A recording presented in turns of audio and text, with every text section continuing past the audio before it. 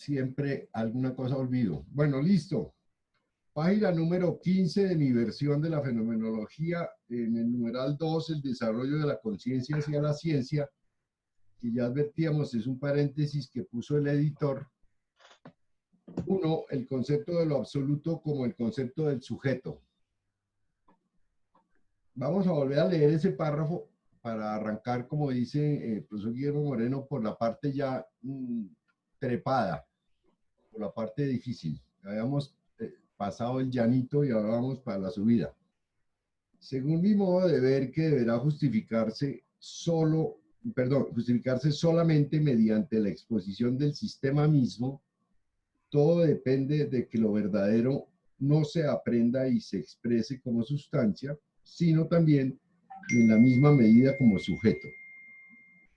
Hay que hacer notar al mismo tiempo que la sustancialidad implica tanto lo universal o la inmediatez del saber mismo como aquello que es para él saber ser o inmediatez. Si el concebir a Dios como la sustancia una indignó a la época en que esta determinación fue expresada, la razón de ello estriba en parte en el instinto de que en dicha concepción la conciencia de sí desaparecía en vez de mantenerse, pero de otra parte lo contrario de esto, lo que mantiene el pensamiento como pensamiento, la universalidad en cuanto tal, es la misma simplicidad o la sustancialidad indistinta, inmóvil, y si, en tercer lugar, el pensamiento unifica el ser de la sustancia consigo mismo y capta la inmediatez o la intuición como pensamiento, se trata de saber además si esta intuición intelectual no recae de nuevo en la simplicidad inerte y se presenta la realidad misma de un modo irreal. Bueno, no sé, espere que aquí la embarré. Alguna cosa hice errada y ya, bueno, listo. Comentarios sobre este párrafo, profesor Guillermo Moreno. O explicitaciones. Sí. Bueno, es que en ese párrafo estábamos en la pasada ocasión. Lo que pasa es que ya hace que 4, Sesiones, sí, 15 sí, días. sí, sí, más de 15 días, o sí, no, como 15 días. Entonces se pierde el ritmo. Pues bueno, no, lo que habíamos señalado en ocasiones anteriores son varias cosas y todas finalmente convergen en ese párrafo.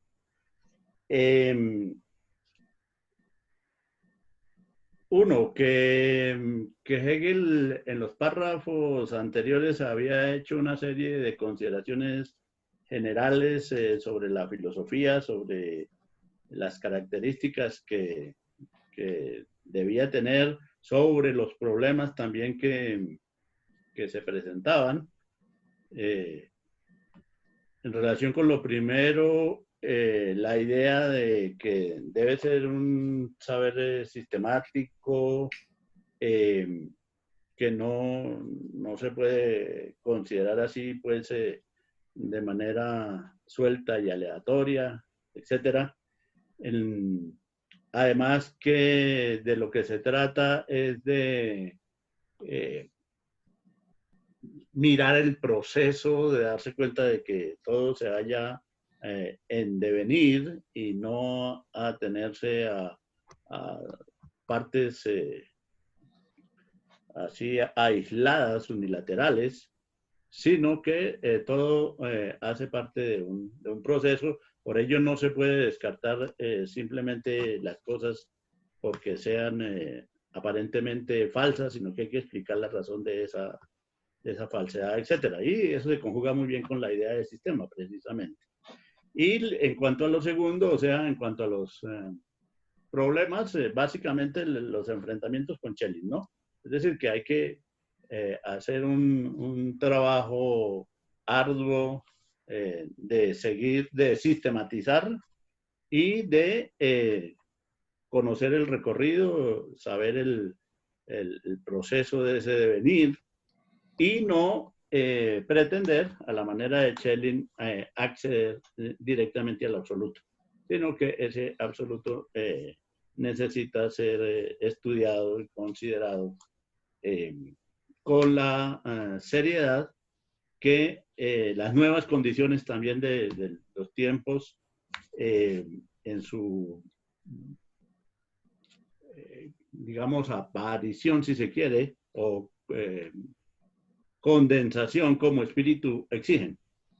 Y bueno, ya señalado eso, Hegel dice, bueno, ahora pues voy a plantear cómo veo yo las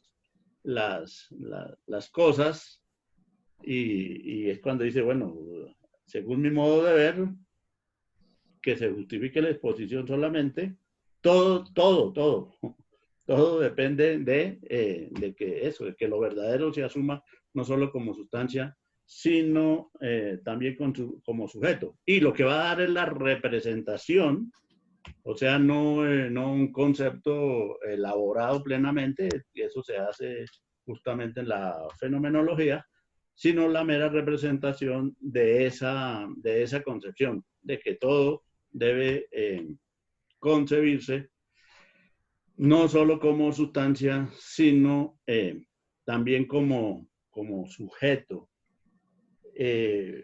Pues ese es como el recorderis. Yo había señalado y este párrafo lo pone de presente cada vez que uno lo mira y de aquí para adelante todo, porque ya Hegel se dejó de esas generalidades y va a precisar su pensamiento, aunque sea de manera representativa, pero lo suficientemente preciso para el caso. Entonces, el primer problema que veo yo, el primer gran problema que veo yo es que, aunque ha sucedido antes en párrafos anteriores, aquí sí se pone de manifiesto, pues, de una manera muy fuerte, y es que siendo el prólogo escrito posteriormente a la fenomenología, tiene una serie de términos, de conceptos, de relaciones que, en mi opinión, se entienden solamente después de la lectura de la fenomenología. Y eso justamente es lo que pasa, por ejemplo, con esa afirmación de que la verdad, lo verdadero, lo absoluto, debe entenderse como sustancia y no como sujeto. Pues para tratar de remediar eso es lo que hemos tratado también de hacer en el otro curso, señalando que ese sujeto al que se refiere Hegel acá no es un sujeto epistemológico, no es la mera conciencia, no es la autoconciencia, no es la razón, consideradas individual y subjetivamente, sino es el espíritu. Ajá. Y eso es lo que hemos estado trabajando pues en el otro grupo. Yo creo que si se relacionan las dos cosas, se empieza a entender de mejor manera eso, sobre todo para tratar de evitar que ese sujeto al que se refiere aquí Hegel se entienda a partir de una subjetividad individual y particularmente de una conciencia epistemológica. Entonces, eso es lo primero, pero eso solo se capta leyendo la fenomenología. No hay de otra. Y de aquí para adelante todo va a ser así. Miraba yo, por ejemplo, que dentro del mismo prólogo, la mejor explicación de este párrafo 17 aquí dentro del mismo prólogo la va a encontrar uno en el párrafo 37, si no me equivoco, porque a partir de, hay que tener presente que también, y también hemos insistido en eso, en que el prólogo está dividido en una serie de párrafos que tienen contenidos comunes. Y entonces, del párrafo 17 al párrafo 25, Hegel va a exponer su posición desde el punto de vista representativo muy general, pero entre los párrafos 26 y 41 va a hacer en el prólogo una explicación de la fenomenología, de la propia fenomenología. Y en el último párrafo que realmente le dedica a la fenomenología, que es el párrafo 37, es donde uno puede entender de mejor manera esas cosas que están, a las que se está refiriendo en ese párrafo 17. Bueno, eso era, digamos, lo primero que tendría que decir en relación con esas primeras 3, 4 líneas. De ahí para abajo sigue una discusión pues que tiene el trasfondo de Spinoza, ¿no? Entonces, no sé, sigamos discutiendo o diciendo o exponiendo algunas otras opiniones y para luego abordar Bueno, ese aspecto y referirnos un poco a la relación que esto pueda tener con Spinoza, porque se me hace clave sí. esa relación para seguir, para proseguir. Bueno, yo voy Particularmente, eventualmente a tratar de repetir algunas cosas haciendo algunos acentos y me llama la atención sobre todo el modo como este párrafo arranca, ¿no? Dice él, según mi modo de pensar el problema o de ver, eh, solo lo que yo voy a decir podrá justificarse ya con la lectura de todo el texto. Es decir, por eso mismo cuando él arranca dice que no va a ser un prólogo convencional en donde va a exponer los criterios centrales como resumen, porque no se va a entender todos los conjuntos de procesos que estarían implícitos. Y sin embargo, es bien afirmativo cuando dice que la verdad, porque, o lo verdadero como tal, no debe adquirirse o aprenderse exclusivamente como sustancia, sino también y en la misma medida como sujeto. Y luego en los párrafos, en las frases que sigue, hace algunas aclaraciones que son bien complicadas porque son de la intimidad misma de la fenomenología. Es decir, aquí sí se hace un pequeño, digamos, desglose a nivel de resumen de lo que en realidad él considera como esa estructura que debe recoger lo que decía el profesor Guillermo Moreno en términos de proceso, pero ya el proceso debe habérselas simultáneamente con la noción de sustancia y sus niveles y sus modos de expresarse, y también supongo yo que con las distintas instancias de las figuras de la conciencia que estarán implicando en la misma medida a eso, pero fundamentalmente como sujeto. Cuando yo leí este primer párrafo hace algunos años, para mí era muy sencillo porque pensaba precisamente en la filosofía tradicional, la filosofía grecolatina o grecorromana, si ustedes quieren, y en contraprestación, o más bien frente a la filosofía del idealismo alemán, ¿no? Es decir, en la medida en que allí había un modo de expresar la objetividad por un lado, pero también la objetividad frente a la experiencia y frente a lo que podía ser lo verdadero en términos de las capacidades del juzgar humano, ¿no? Es decir, que no podía ya simplemente el juzgar atenerse a lo que se decía de la naturaleza, suponiendo que la naturaleza tenía ese tipo de atributos, o no, ni siquiera atributos, sino de designaciones ontológicas, sino que esas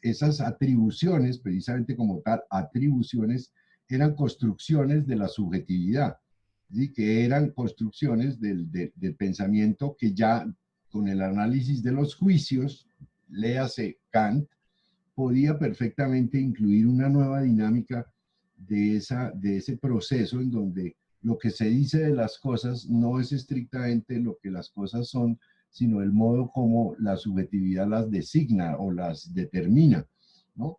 Pero ya cuando entro yo en el párrafo siguiente, yo sí me pierdo, porque en la frase siguiente dice, hay que hacer notar al mismo tiempo que la sustancialidad implica tanto lo universal o la inmediatez del saber mismo, que sería un nivel, como aquello que es para él saber ser o inmediatez. No, es decir, el párrafo, esa frase es tan apretada que parece como un trabalenguas, ¿no? Es decir, a un lector desavisado, ¿qué hay que entender ahí, no? Sería mi pregunta, profesor Moreno, porque yo no alcanzo a entender más que el interés que puede tener Hegel, porque dice, hay que hacer notar, ¿no? Al mismo tiempo que la sustancialidad implica tanto lo universal, que eso también es una alusión a la capacidad subjetiva, porque es la subjetividad la que construye esas formas universales a pesar de que se las asignara a la sustancia, ¿cierto? Pero al tiempo o la inmediatez del saber mismo, como aquello que es para el saber ser o inmediatez. Es decir, a mí me cuesta mucho trabajo en la comprensión de esa frase. No sé qué opinión te merece esa frase, ¿no? Hay que hacer notar al mismo tiempo que la sustancialidad implica tanto lo universal, sí, bueno, yo ahí alcanzo a medio hacer alguna imagen, una representación de lo que está diciendo, o la inmediatez del saber mismo, como aquello que es para el saber ser o inmediatez, ¿no? Es decir, es como si estuviéramos en el nivel de la simple representación, pero habría un nivel de inmediatez en eso universal. O sea, lo universal es al tiempo también inmediatez, y que no puede ser otra cosa que la designación de la subjetividad, ¿no? Porque las cosas, si se designan en la universalidad ontológica del mundo de las cosas sin el sujeto, pues no podrían ser universales e inmediatas al mismo tiempo, ¿no? Es decir, es una figura muy compleja del desarrollo del pensamiento hegeliano, en donde la inmediatez del saber, el ser de la inmediatez más lo universal de esas cosas, ¿no? De la designación. Sí, yo lo interpreto de esta manera. Eh, Como lo que está aquí en juego es pues, lo que se dice a continuación, es el problema de la sustancia única, Sí, de la sustancia, y esa sustancia es lo que es. O sea, es la realidad, es todo lo que es. Es la existencia misma que desde el saber es lo universal, y lo total, la totalidad. Esa es una parte, es la primera. Y por el otro lado, lo que el saber, valga la expresión, sabe de esa sustancia, de esa inmediatez. sí, Entonces, fíjense que se trata en los dos casos de algo carente de mediación, por así decir. A ver, si nos remitimos, y esto enseguida pues se desarrolla un poco, si nos remitimos a la sustancia de Spinoza, que es a la que se refiere acá, pues que esa es la única que se puede, a lo único que se puede referir porque es lo único que es, la sustancia, no hay más. La sustancia de Spinoza tiene infinitos atributos. Es infinita y tiene infinitos atributos. De esos atributos de esa sustancia, Spinoza distingue, Spinoza no, los hombres en general, y Spinoza recalca en eso, podemos saber de dos atributos de esa sustancia: lo extenso y el pensamiento. Sí. La extensión y el pensamiento. Que en Descartes eran sustancias también. Que Spinoza ha adelantado una crítica previa diciendo que no pueden ser sustancias. Porque Descartes hablaba en realidad de tres sustancias: Dios, una sustancia eterna, y otras dos sustancias creadas por Dios. Pero la idea de una sustancia creada es contradictoria, y Spinoza muestra eso muy bien. Entonces, no puede haber sustancias creadas, no puede ser creada bajo ninguna circunstancia. La propia definición de sustancia anula la posibilidad de la creación, de hablar de una sustancia creada. Además, no puede haber sino una sola sustancia. Entonces se queda Spinoza con el problema. Pero lo extenso, ¿qué es entonces? Y el pensamiento, ¿qué es? Aquello que Descartes designaba como sustancias. Dicen, no, puesto que no pueden ser sustancias, solo pueden, y son, porque lo extenso existe y el pensamiento existe, son atributos de la sustancia. Es decir, propiedades de la sustancia, características de la sustancia, mediante las cuales los hombres captamos la sustancia. O sea, la sustancia no hay posibilidad de captarla, sino gracias a sus atributos. Es vía atributos como nosotros sabemos de la sustancia. Bueno, pero existe. Nosotros sabemos de la existencia de la extensión y de la existencia del pensamiento. Entonces hay infinitos atributos, pero no es posible saber sino de dos. El hombre no sabe sino de esos dos. Y ¿qué es lo que uno, en los pensamientos, lo que uno piensa? Pues uno piensa de que algo es, ¿sí? Lo que es, lo que está ahí, lo que está presente. Eso es lo fundamental y eso es la sustancia. Pero entonces cuando se habla de sustancialidad, pero el pensamiento, el otro atributo de la sustancia, es eso, un mero atributo de la sustancia. Entonces, el pensamiento sabe de la sustancia que es. Y ese que es lo primero.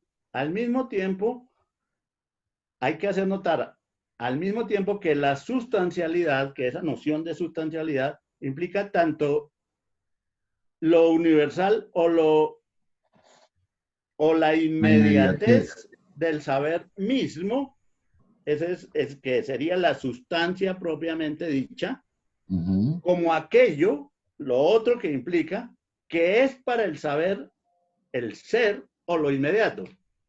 O sea, implica lo que es y lo que se sabe de lo que es.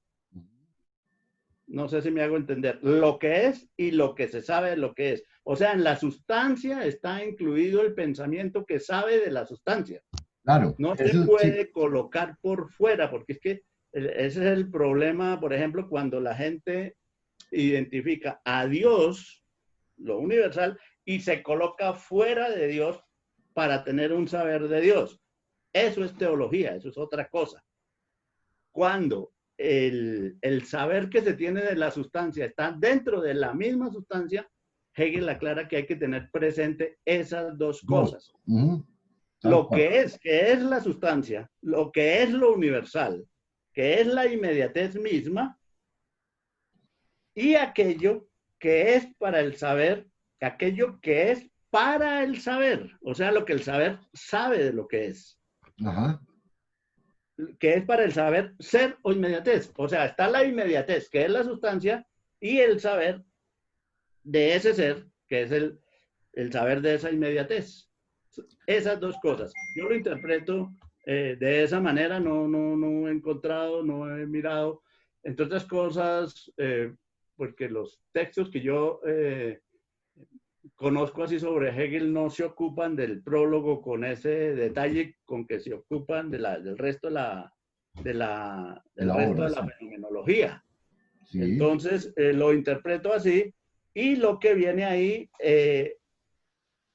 aquí él va a señalar cómo, cómo puede haber un problema en la concepción de Dios. de esa sustancia, de esa sustancia, eh, y cómo puede haber un problema en el saber de esa sustancia. Son dos cosas que va a hablar aquí dentro Ujú. del mismo párrafo. Entonces ya ahorita, cuando miremos eso, eh, lo veremos. No sé, hasta ahí llega mi interpretación eh, Profe, fabricada artesanalmente.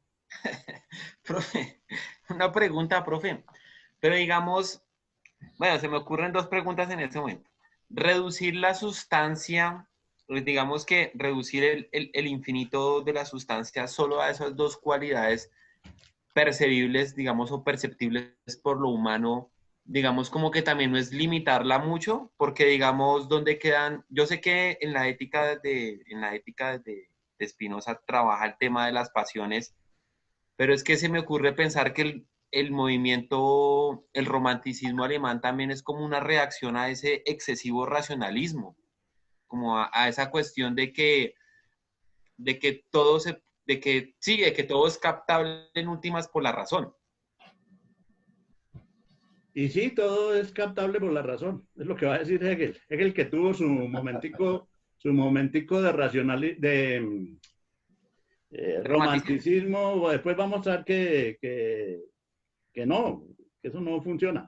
Y no, en el caso de Spinoza no, es que Spinoza sí, está siguiendo a Descartes. Nosotros no sabemos sino esas dos cosas, de que hay una cosa tensa y una cosa pensante, no sabemos más, es que no se puede saber de más. Pero no es que Spinoza esté limitando la sustancia a esos dos atributos. Son los dos atributos que nosotros podemos conocer de la sustancia, pero los atributos de la sustancia son infinitos. Claro, pero es que además hay otro fenómeno interesantísimo. Yo quisiera, si cabe el comentario. Cuando uno mira con algún detalle, y no dentro de la versión convencional colombiana, la formulación kantiana, ¿qué es lo que uno se encuentra con alguna precisión? Es decir, ¿qué es lo que de alguna manera detecta Kant? Kant detecta que curiosamente todo lo que decimos de la naturaleza corresponde a algo sobre lo cual tenemos algunas dificultades. Y una primera dificultad es si las formas puras son absolutamente universales, es decir, que si el modo como nos orientamos o automáticamente consideramos el tiempo y el espacio corresponden o no a todas las personas posibles, o si solo eso funciona como él lo ve desde el mundo de Occidente, es decir, desde su propio espacio cultural. Porque él hace algunos comentarios cuando hace el análisis de la estética, al referirse al tiempo y el espacio como formas puras, hablando sobre las posibilidades abiertas de esa designación automática de las formas puras. Pero también lo hace en las categorías. Es decir, y lo hace y lo abre y lo deja completamente como opciones, como posibilidades, que son las que abren al romanticismo. Es decir, el que existe una versión oficial de la matemática, en la cual usted puede darse el lujo de hacer el K+1 o el infinito de posibilidades de cualquier forma de la matemática moderna o contemporánea, es un logro de las posibilidades de la razón en donde ellas enfrentadas entre sí parecerían irracionales. Es decir, cierto tipo de matemáticas enfrentadas entre sí parecerían estar hablando algo así como que un tipo de matemática entra en conflicto con la otra. Pero lo que ha abierto precisamente Kant dentro del planteamiento de su crítica de la razón pura, es las posibilidades infinitas del lenguaje humano. Y eso hace que aparezca el romanticismo, incluso formulado como si fuera en contra de la razón, cuando en realidad son formas de la razón que se están simplemente manifestando. Eso sería lo que yo podría decir, porque bueno, ¿cuál de los románticos que pueden ser objeto de estudio puede escribir un texto sin utilizar el lenguaje, incluso hablando expresamente contra la razón, sin usar la razón? Es decir, a ver, es que la cosa es mucho más compleja que lo que la gente dice a sentido común. No, es que estamos en contra de la razón. No, eso funciona de una manera casi como para la galería, para el populus mundus, pero para el mundo académico no hay manera de que el romanticismo exprese una reacción frente a la razón sin utilizar argumentos, sin utilizar el lenguaje, sin utilizar párrafos, sin utilizar verbos, sin utilizar sustantivos. O sea, chao. Toda esa vaina del romanticismo. Por eso precisamente Hegel no es romántico.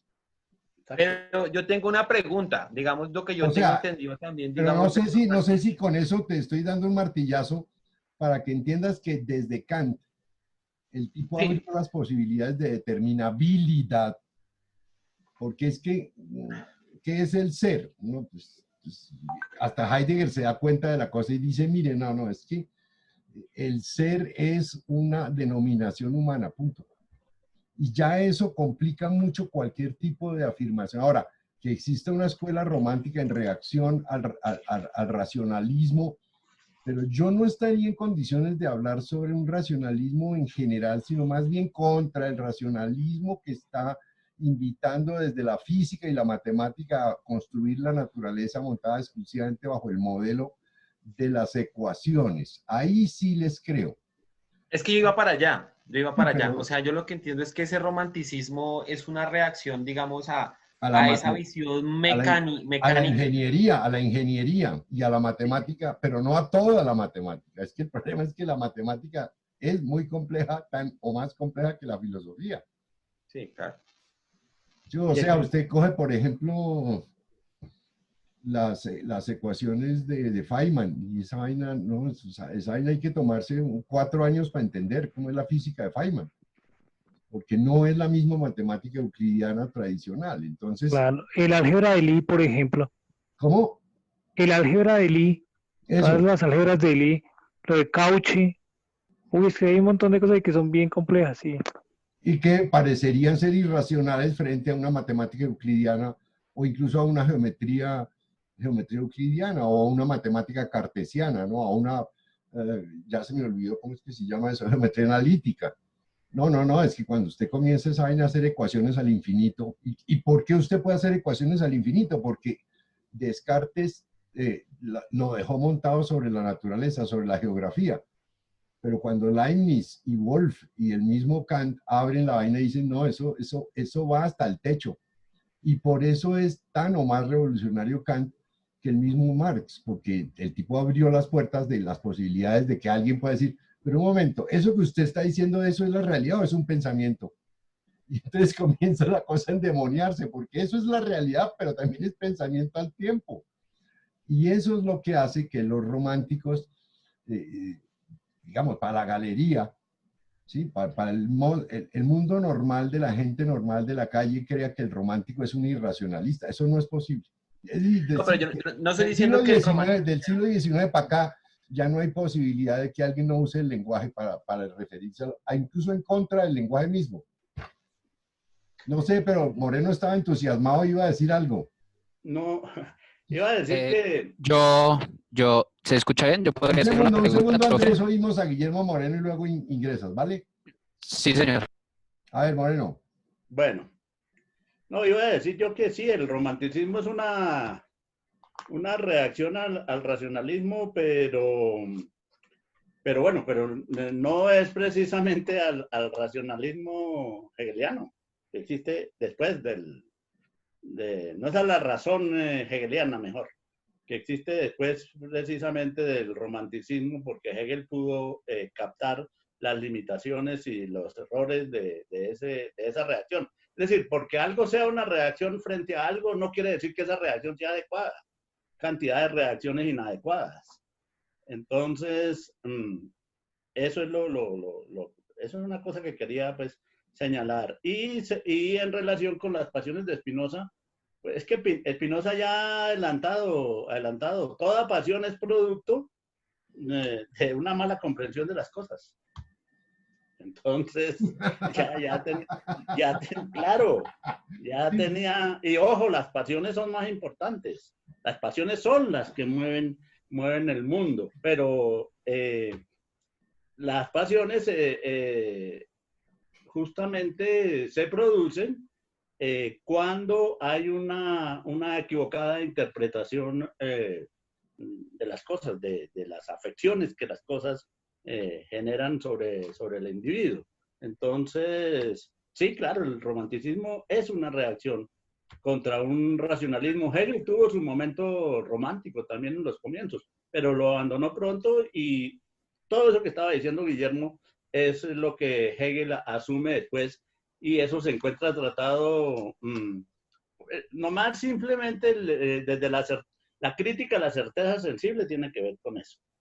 Y al comienzo de la Enciclopedia de las Ciencias Filosóficas es muy claro, no hay un sentimiento, porque la idea es que el romanticismo se guíe por sentimientos. Un sentimiento es una forma representativa que hay que superar y llevar la captación de eso representativo al nivel del concepto.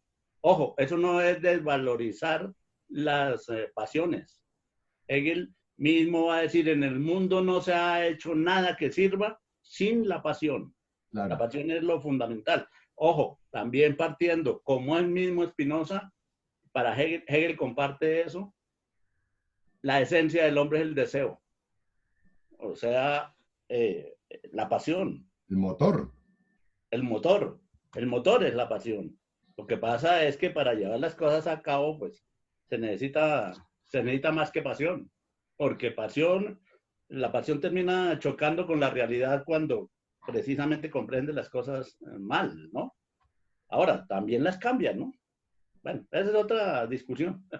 Yo quisiera hacer un comentario adicional corto sobre eso, porque me acordaba cuando hablaba Moreno de un texto que me llamó a mí mucho la atención, que no está aquí, sino que está en la enciclopedia, cuando él habla sobre la ética. Entonces, a mí me parecía tan absolutamente inusual el modo como Hegel decía la cosa. Decía, mire, cuando la gente estudia ética, cuando la gente programa la norma, porque habría, digamos, un mundo de la pasión por un lado, el del romanticismo y tal, pero también habría el mundo de las reglas de juego puestas por los hombres para designar el camino de conducción de la realidad y el comportamiento humano, etcétera, etcétera, etcétera. Y Hegel dice algo así como, bueno, yo puedo decirles que cuando la gente propone un deber ser, es porque no entiende cómo es que funciona la realidad. Entonces, eso también es la pista para la pasión del romanticismo y la pista para la normatividad. Ahora, si ustedes miran con algún cuidado, no hay cosa peor que en Colombia, porque uno lo vive casi que a cotidiano, ¿no? No, es que perdimos, no está funcionando el tejido social, no hay no sé qué, y comienzan a hablar de la disgregación de la comunidad y de la sociedad y que hay que volver a dictar, y ustedes lo saben, es más, lo dictan, cursos de moral y de ética en los colegios y universidades, como los cursos de metodología de la investigación, es la misma vagamundería, lo uno que lo otro. Eso no, ahí no sirve para absolutamente nada, porque precisamente la ausencia del conocimiento del proceso es la que obliga a que la gente crea que poniendo normas va a funcionar la realidad. Es el mismo fenómeno. O la otra, dispararse hacia el infinito despliegue de las pasiones, también cree, pues bueno, eso mueve cosas, pero eso no está explicado, como dice el profesor Moreno. Pero eso sería mi comentario adicional. Andrés iba a decir algo. Andrés. Sí, ¿se escucha bien? ¿Se escucha bien? Más o menos. Bueno, voy a entonces decir algo muy corto a ¿Sabe manera qué? de El problema es que pregunta. usted tiene, Andrés, minuto, es que usted tiene Señor, el micrófono muy cerca a la boca. Póngalo un poquito más lejos. así, yo creo que sí, así está bien. No, es que se tabletea. Bueno, pero hágale. Ahí le intentamos entender. Bueno, eh, nosotros leyendo a Kant, seguíamos como un debate precisamente entre la premodernidad y la modernidad, ¿no? Que pues, digamos, lo veo aquí en la fenomenología, Hegel también discute, y es muy interesante el modo como empieza introduciendo este párrafo, ya cuando previamente se ha establecido una discusión frente a cierto formalismo filosófico y que de alguna manera Hegel ve que es necesario ahondar más, considero yo, en el tema de la subjetividad, pero teniendo claro en el proceso histórico cómo fue que surgió la misma, ¿no? Y queriendo hacer ciertas realidades de cómo debe asumirse esta noción de subjetividad para quizá en ello ver una posibilidad de la realización de una filosofía, si se quiere, mucho más explicativa o concreta. Mi pregunta es, digamos, profesores, ¿de qué manera pueden entender un poco más esta noción de sustancia referida, por un lado, a Aristóteles no, no se escucha bien? No. Bueno, entonces será en una próxima ocasión. Le toca cambiar Pero es que usted lo está haciendo es con el teléfono o con un computador. Con el teléfono. Pero usted no tiene computadora ahí en la casa. Sí, sí, sí. Lo voy a usar. Es que lo he estado usando todo el día y bueno, entonces lo voy a usar. Sí, sí, mejor. Listo. Bueno, entonces paso. Dicen en el parque, paso. No, yo entendí alguna cosa sobre la subjetividad, pero no entendí la intención. No sé si alguien oyó mejor que yo, no sé. No, en el momento en que iba a hacer la pregunta fue cuando Me menos jodió. entendió. Fue cuando menos entendió. Sí, tal cual. Bueno, listo. Yo tengo una pregunta ahí en torno a las pasiones. ¿Tú eres Camilo? Sí, sí, sí, sí. Ándale, ponga la cámara. No sé si me pueden ver. Bueno, creo que sí. Pero ponga eso ahí. Ya un momentico, tengo que salir, qué pena con ustedes, pero yo quería hacer esta pregunta. Por ejemplo, claro, el profe Guillermo Muñoz decía, claro, en el siglo XIX el lenguaje deja claro que para atacar el mismo lenguaje es necesario el lenguaje, pero por ejemplo, el psicoanálisis no sería un aporte diferente a eso, porque el psicoanálisis trata de trabajar desde la fantasía. Pues por eso digamos como el tema de los sueños y todo esto, como para decir que en últimas la conciencia racional, pues creo que es como el gran descubrimiento de Freud, la conciencia racional no está movida, claro, está movida por pasiones, pero aún así la conciencia racional, por más que las quiera acaparar, ese tipo de pasiones terminan manifestándoseles. Sí. Entonces, de una u otra manera, Freud tiene que darle nombre a aquello que no tiene nombre, que es el inconsciente, todo lo que él se inventa con esta cuestión de las pulsiones y todo eso. Entonces, porque en ese sentido, la razón no podría como acaparar completamente lo pasional. Pues lo que pasa es que ahí habría que gastarnos un tiempo para explicar lo que tú acabas de preguntar. Yo por pura casualidad, por suerte que yo nunca escogí, terminé trabajando en una escuela de medicina. Y entonces, claro, como profesor de filosofía me tocaba vérmelas con todos estos temas y nos dedicamos en algunos 2 años a trabajar sobre el origen del psicoanálisis.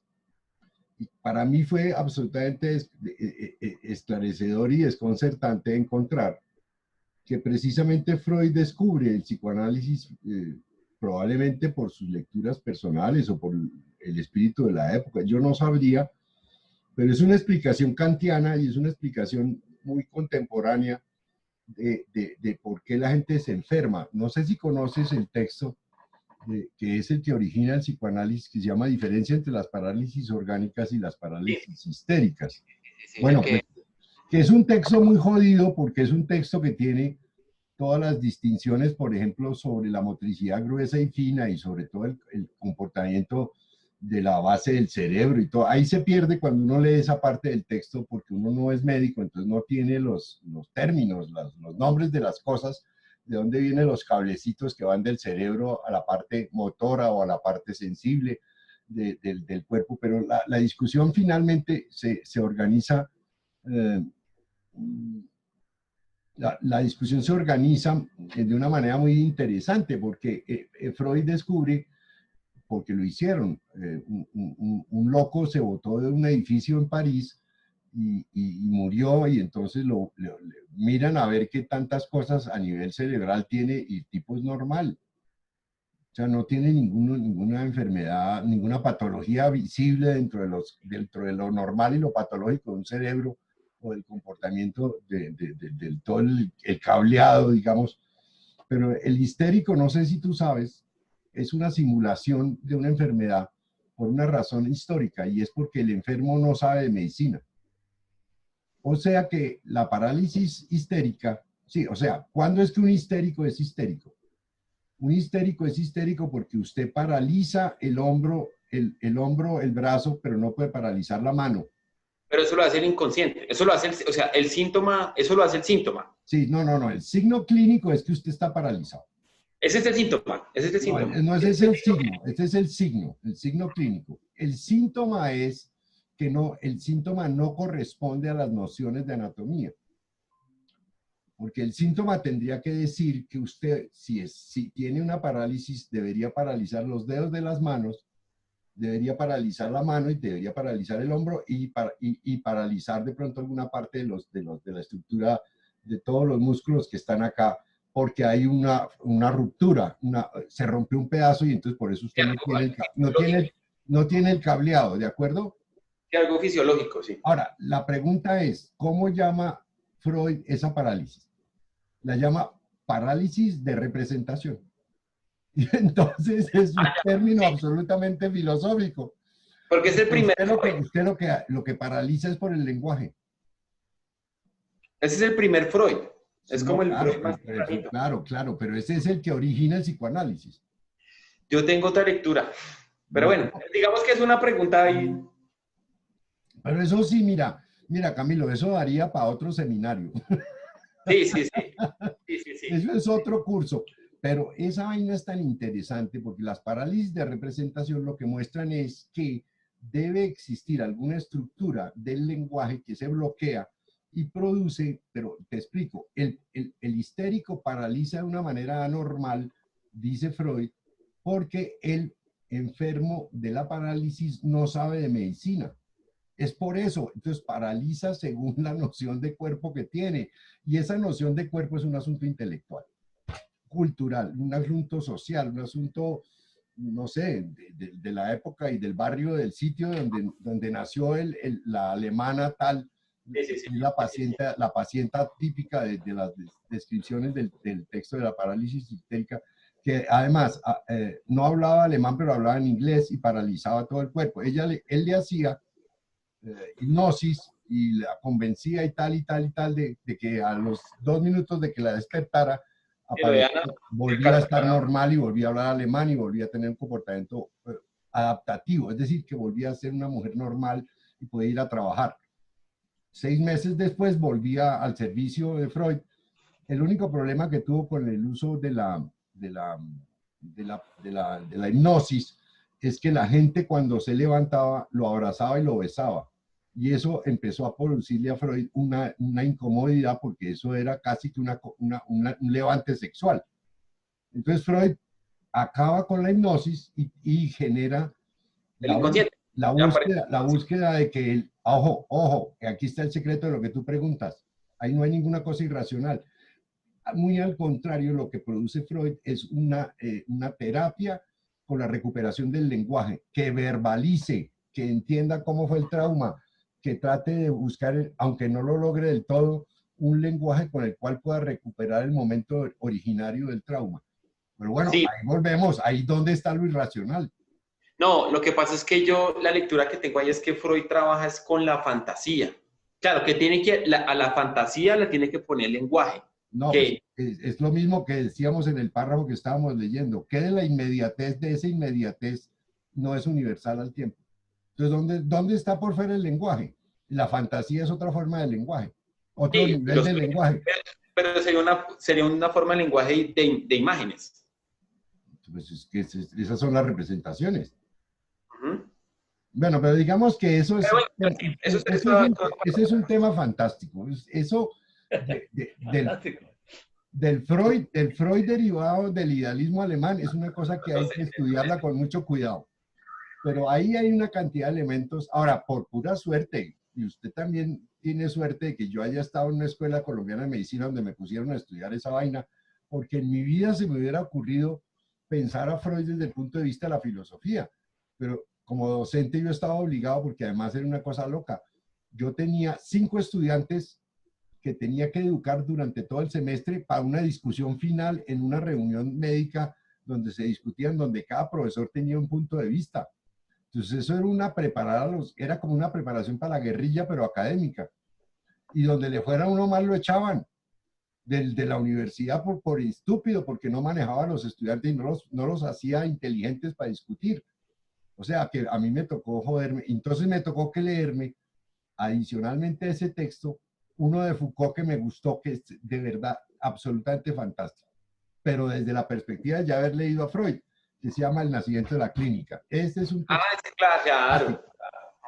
Sí, claro. Porque es la historia de la enfermedad y la historia del síntoma desde el siglo XVI, no, desde Humanis Corporis Fabrica en adelante, que es el nacimiento de la clínica, que es el estudio del síntoma, el signo y la caracterización. Ojo, del lenguaje desde el médico para asignar la enfermedad. La enfermedad, sí, claro. La enfermedad es una construcción intelectual. No es ninguna cosa que suceda en el hígado. Claro, sucede de alguna manera, pero lo que hace el médico es una construcción de todos los elementos que le son posibles para hacer la suma de signos y hacer síntomas y sumarlos para determinar dentro de lo normal y lo patológico. Pero eso es una filosofía. Sí, la última pregunta que yo haría en eso es, ya que ya nos metimos con el problema del lenguaje, y es, no, y digamos la normatización de la razón, ¿no será también una fantasía que se impone? O sea, que se normativiza. Pero claro, pues, miren nomás Uribe, que ahora ya salió con un número de preso y además todo el mundo esa normatividad, creo que todo el mundo jugara a la lotería y se la ganaron. No, no hay nada de putas. O sea, claro, eso se puede volver ontología casi que física. El lenguaje puede volverse físico. Por eso subjetividad y objetividad son estructuras que van como simultáneamente puestas, pero todo es una ficción del lenguaje. No, era solo esa pregunta. Ya. Listo, no, pero no hay problema, con todo gusto. Algún comentario adicional, pero nos salimos del texto de alguna manera.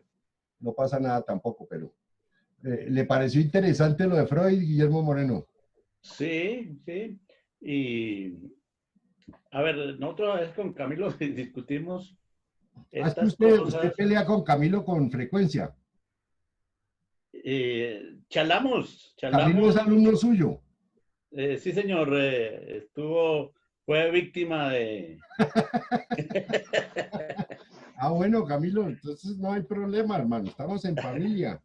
Sí. Por eso me atrevo a preguntar, porque claro, con el profe Guillermo pues vi unas cosas, pero ya después cuando me pude estudiar psicoanálisis vi otras y pues bueno. No, esa vaina del psicoanálisis, eso es filosofía pura. Eso es como estudiar Levi-Strauss. Usted pone a estudiar antropología, esa mierda es filosofía también. Sí. Bueno, Moreno, dele. Entonces, pues yo entendía ya lo que ustedes hacen es introducirse realmente en los vericuetos y en la problemática médica, pues casi del asunto, psiquiátrica y bueno, y psicoanalítica, pero yo enfocaría lo de la pregunta de Camilo, sí, alrededor de la pasión y de lo irracional, sí, efectivamente está debajo de todo, puede encontrarse sustentando lo que es la misma racionalidad pero finalmente hay que verbalizar pero no solo verbalizar, sino tratar todos esos asuntos con un sistema racional. Del resto, pues los instintos naturales presentes en los animales, pues ahí están históricamente desarrollándose, y claro, lo que se podría llamar ahí hipotéticamente la cultura del hombre ha sido construida pues a partir de la represión de los mismos, ¿no? La culturización, la sublimación de los mismos. Entonces pueda que la razón se entienda como una forma de sublimación de esos instintos y demás, pero es precisamente con esa sublimación, o sea, con un proceso, en este caso, para volver al texto, como veremos en el párrafo 18, en un proceso de negación que hace la razón, primero de la sustancia en general, y ahora podríamos agregar para la discusión de negación de lo natural, de la naturaleza, lo que ha permitido el desarrollo del espíritu. Claro. Y ahí está eso presente. No, yo no le veo problema, simplemente pues se trata de explorar un poco los sótanos y el piso bajo del asunto y ver cómo sobre ese piso bajo se ha construido, y en esa construcción, pues finalmente todo ello, toda esa construcción es lo que se va a denominar en Hegel el espíritu. Porque no se trata de la... Y al fin y al cabo también eso es la vida. La vida desde los orígenes mismos hasta el desarrollo en el hombre, lo que significa la formación del espíritu. Yo no le veo problema, no le veo antagonismo a esas posiciones, y por el contrario veo que el mérito o lo jodido de Hegel, no sé, o lo monstruoso de Hegel, no, monstruoso no, por un lado es mérito, claramente, pero por otro lado, pues a uno es lo terrible de Hegel, digamos, no digamos monstruoso, pero sí lo terrible de Hegel, es que logra introducir dentro de su sistema de pensamiento absolutamente todas estas cuestiones de cualquier índole psicológico, geográfico, lingüístico, constructivo, operativo, desde las piorreas morales hasta las carreteras, caben ahí en ese pensamiento de Hegel. Y justamente, ¿qué es lo que está mostrando? Que la sustancia es eso, es movimiento, es devenir, es sujeto, es algo vivo, y que ahí hay un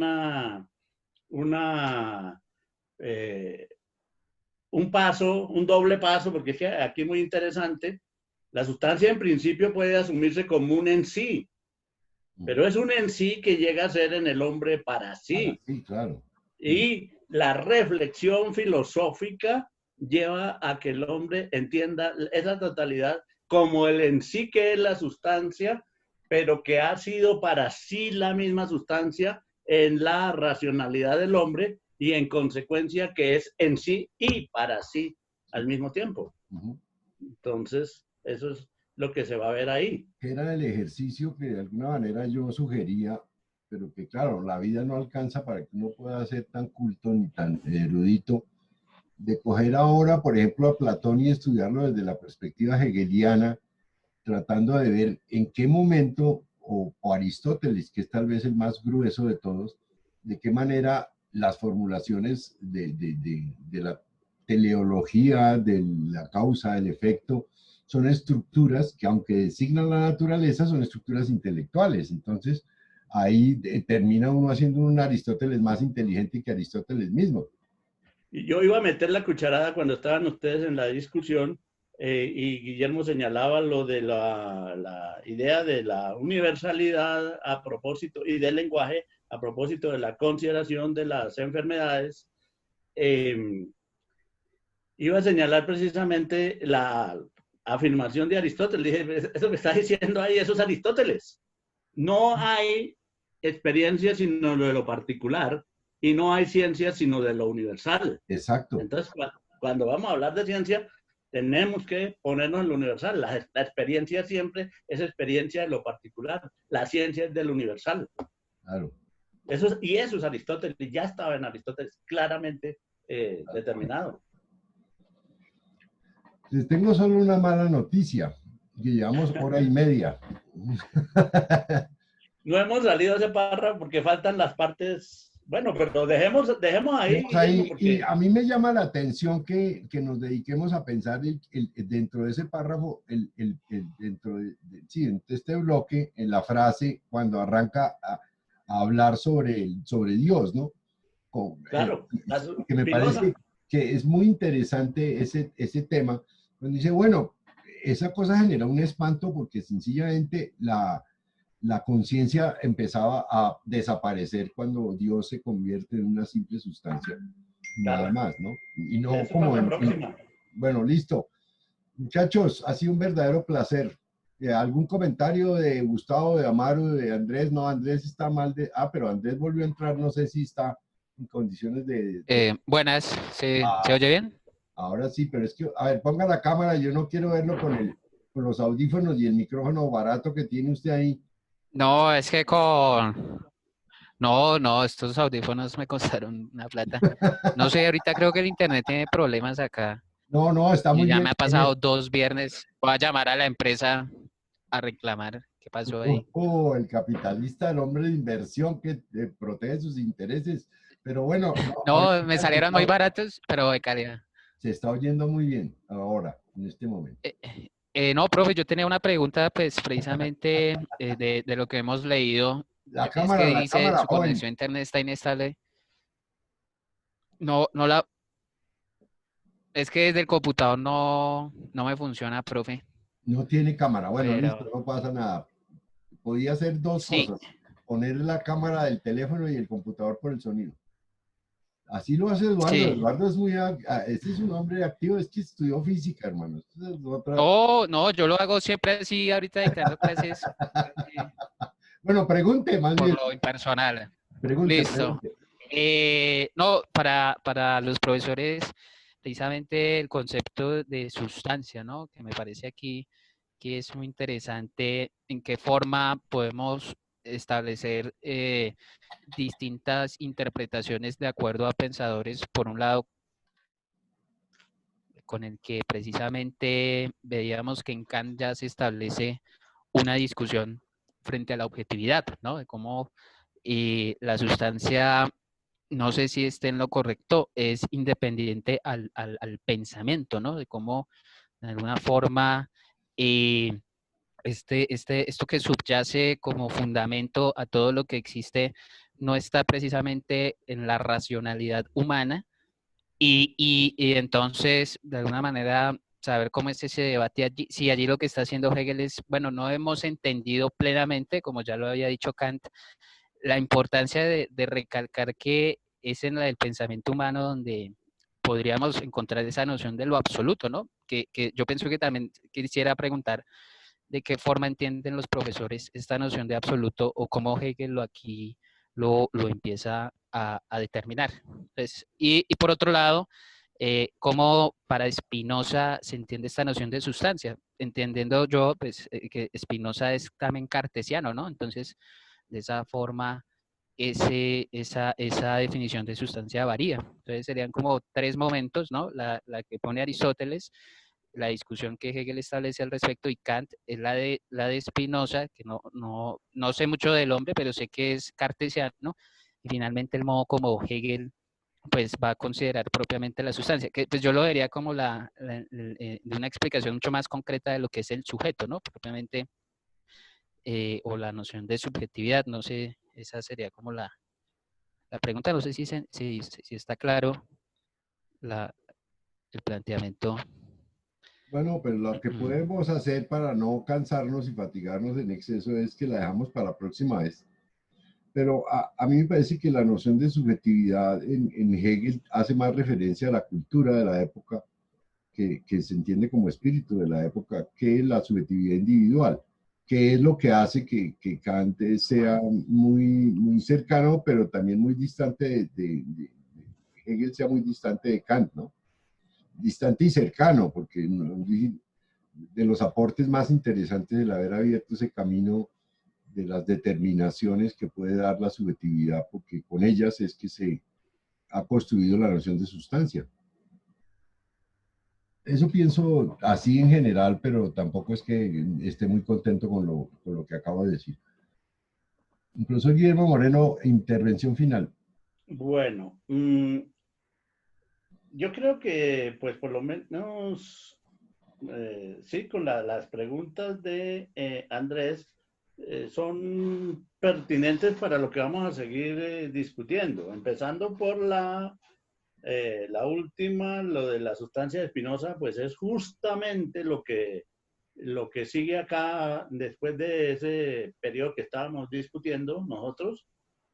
Si el concebir a Dios como la sustancia una indignó a la época, etcétera, etcétera, esa es la sustancia de Spinoza, y ahí tenemos oportunidad en la próxima sesión, apenas iniciemos la sesión, al leer esa parte del párrafo, de aludir a la inquietud de Andrés, a la tercera, a la última. Y, o sea que ahí no hay ningún problema, porque la respuesta o la discusión está a la vuelta de 8 días. No hay problema.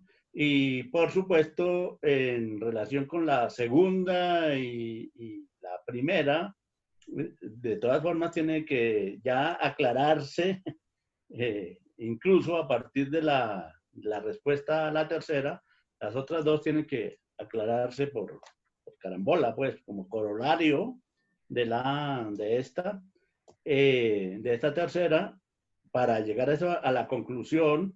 Pero eso sí me atrevería a adelantarlo desde ya, que no es en el pensamiento para Hegel donde está lo absoluto. Lo absoluto es absoluto, todo.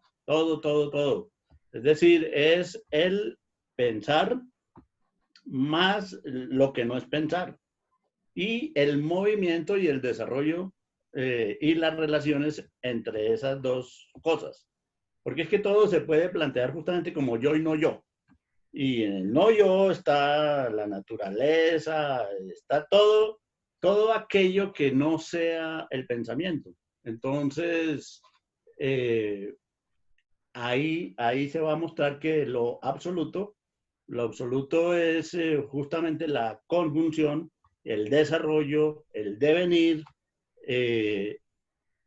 la subjetivización de lo que es, y todo el periodo, incluido ahí el tiempo, la historia, todo eso es absoluto. Es decir, lo absoluto, no hay nada por fuera de lo absoluto, no puede haber nada por fuera de lo absoluto. Lo absoluto es el todo, la totalidad.